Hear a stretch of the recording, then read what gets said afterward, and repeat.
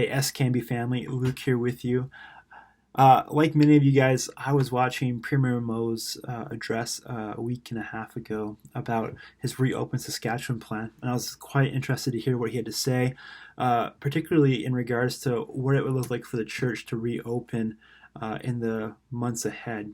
And unfortunately, there wasn't a whole lot of details for us to really grasp onto and say, here's the end date in sight, or here's what it might look like. It was pretty vague. We're obviously going to be the last phase to open up, most likely. And so we're probably like 5 to 6 months out from that even being on the table.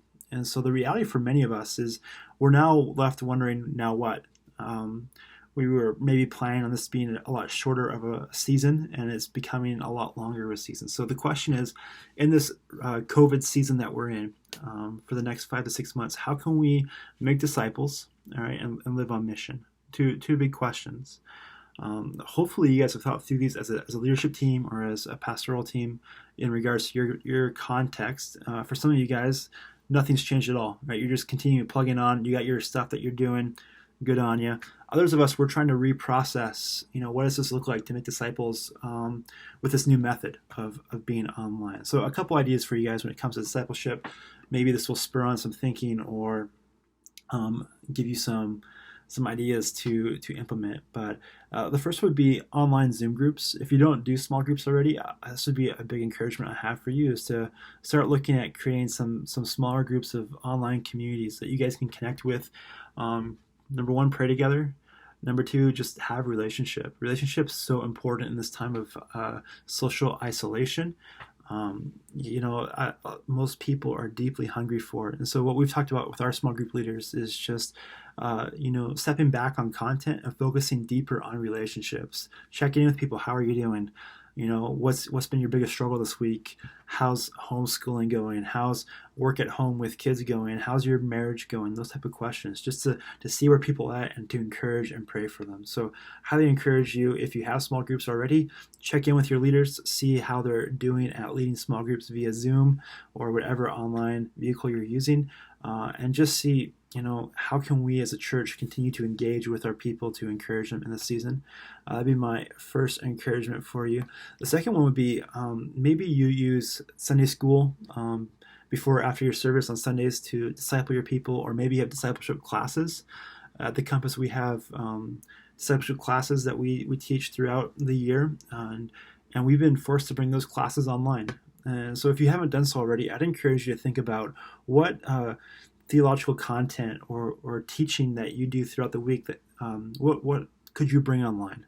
What could you begin to record and equip your people with via Zoom or some sort of online vehicle? For us, like I said, we have our theological content. We're starting to put that online, some of our classes.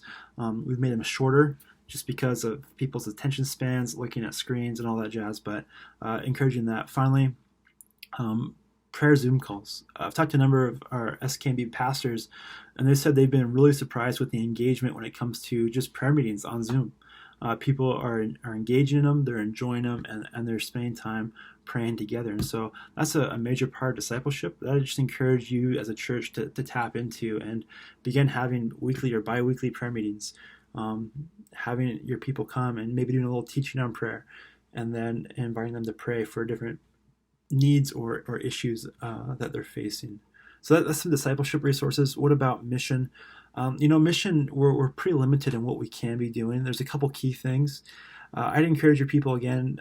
I'd encourage you to encourage your people to reach out to their neighbors just to check in, see how they're doing. If there's any needs they can meet, do that in a socially distant, appropriate way. Maybe it's giving them a letter or just yelling from the street at them. But just doing that. Number two, checking in with local food banks or Salvation Armies just to see is there any needs that they have, whether it's volunteer needs, whether it's food needs, financial needs, just seeing if there's any way your church can serve those groups. And finally, what about MB Mission?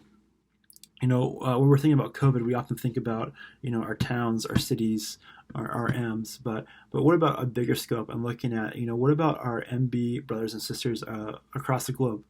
Obviously, many countries are being affected by this disease and this virus.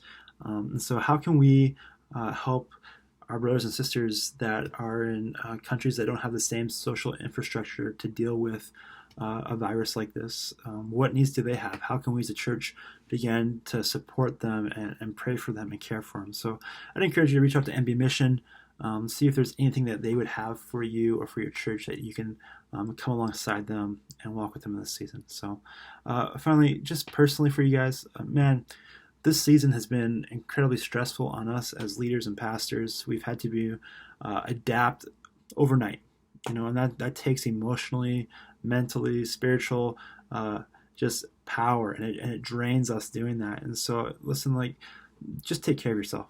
All right, that's my hope for you. That during the season you wouldn't burn out, you wouldn't run at a pace that's not manageable. But take care of yourself. Take your Sabbath.